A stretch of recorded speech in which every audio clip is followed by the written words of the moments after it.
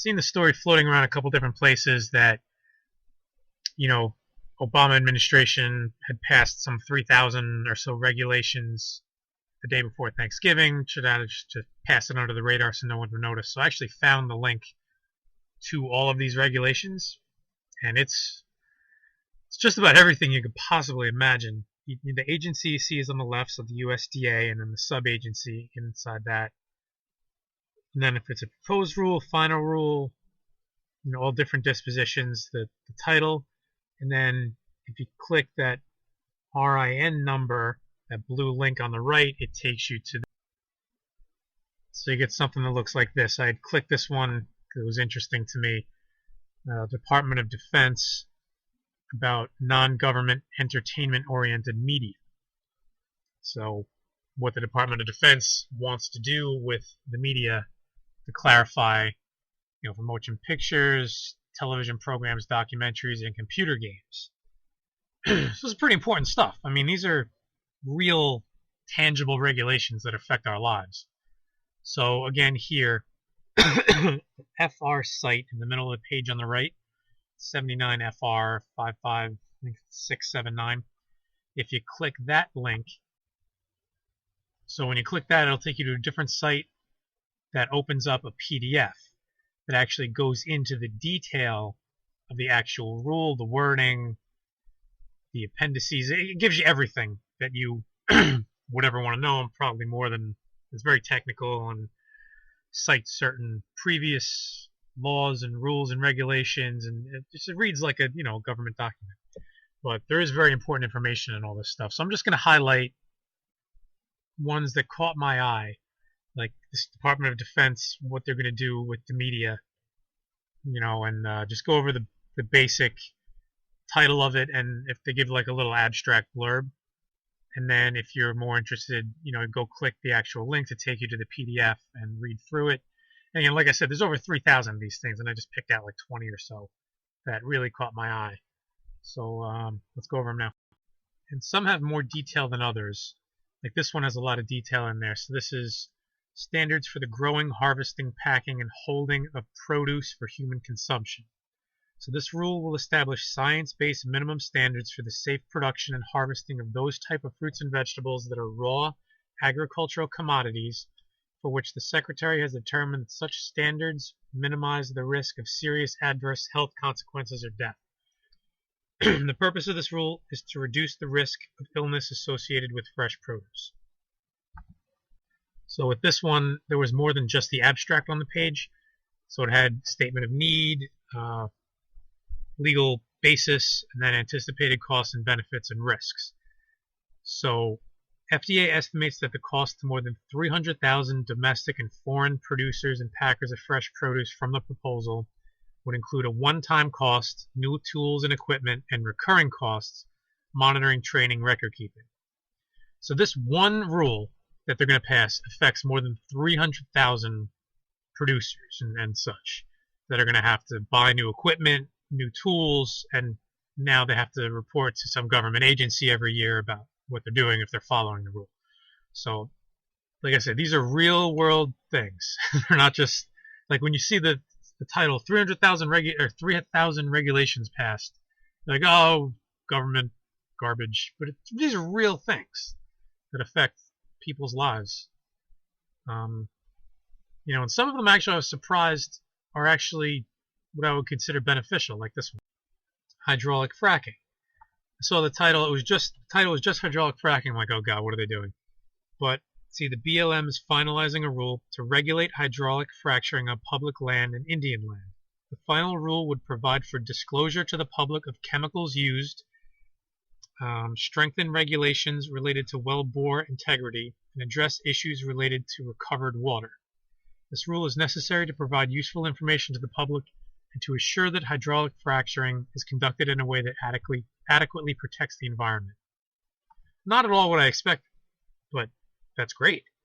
Because as of now, the chemicals they use and exactly what they do with the wastewater and what's in the wastewater, it's like a trade secret, an industry secret, and nobody's allowed to know.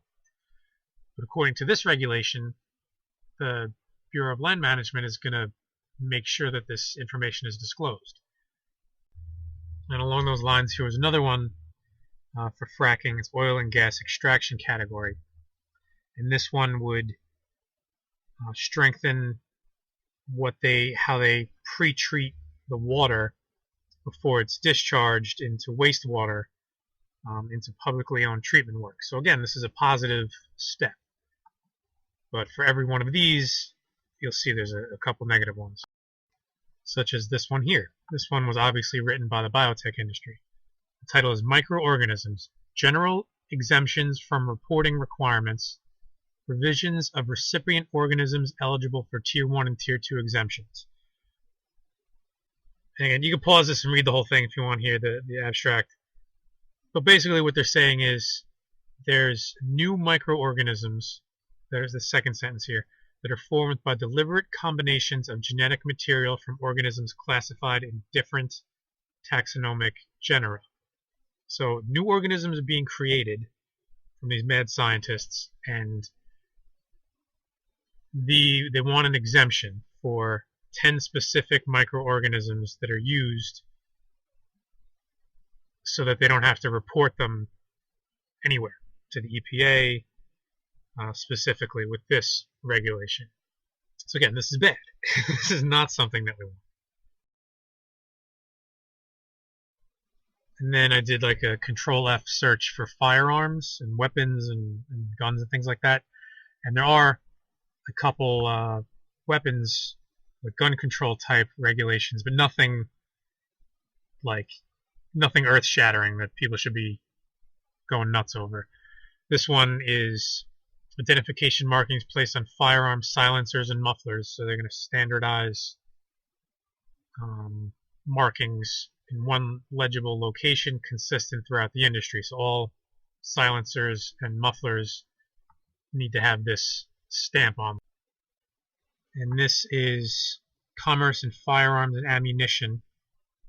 So this is a 1997 amendment to the Gun Control Act of 1968 to make it unlawful for any person convicted of a misdemeanor crime of domestic violence to ship, transport, possess, or receive in affecting commerce, firearms, or ammunition. It also amends the GCA 1968 to make it unlawful for any person to sell or otherwise dispose of a firearm or ammunition to any person knowing or having reasonable cause to believe that the recipient has been convicted of such a misdemeanor of domestic violence. I would think something like this would go through Congress, but apparently they can just change the law that was passed, in 1968.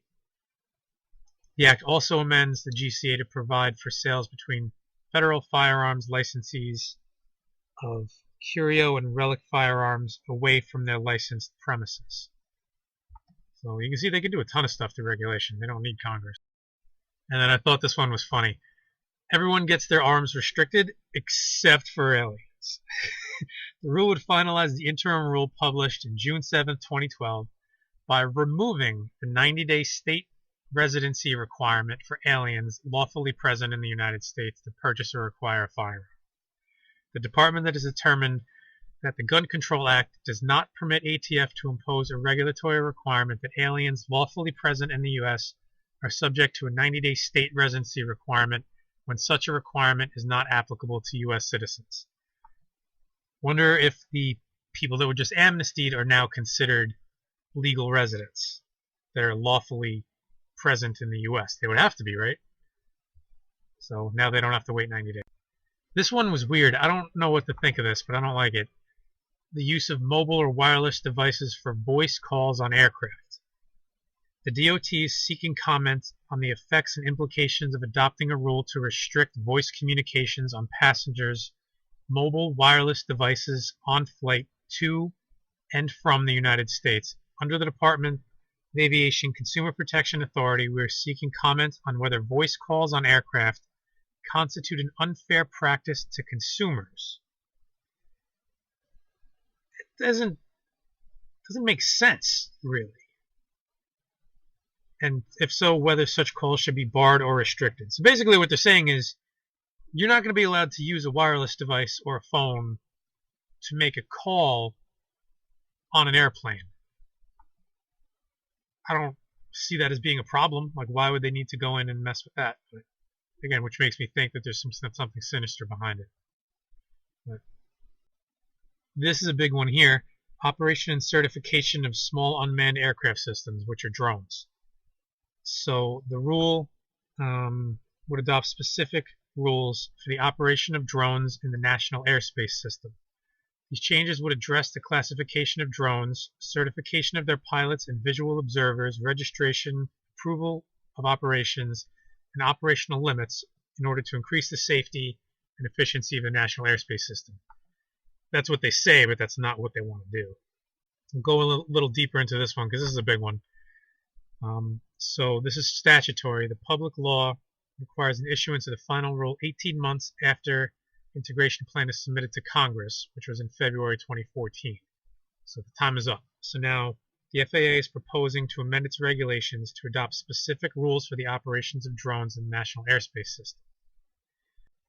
So if you look in the middle of the paragraph there, it says the NPRM also proposes regulations for all drones, including operating standards for model aircraft and low-performance toy operations to increase the safety, blah, blah, blah.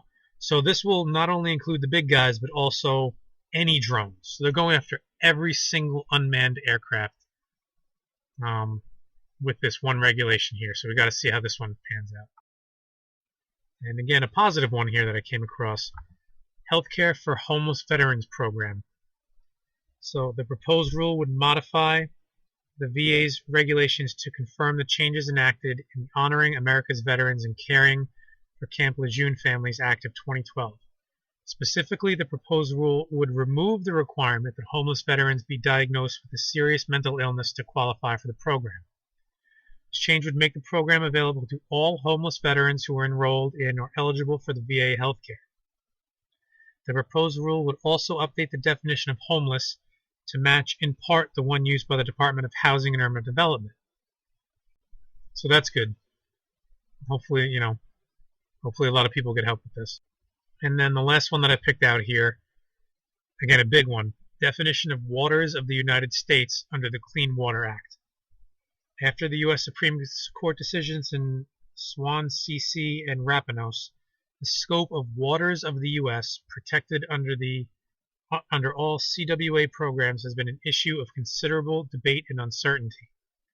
The Act has a single definition for waters of the United States, CWA Clean Water Act.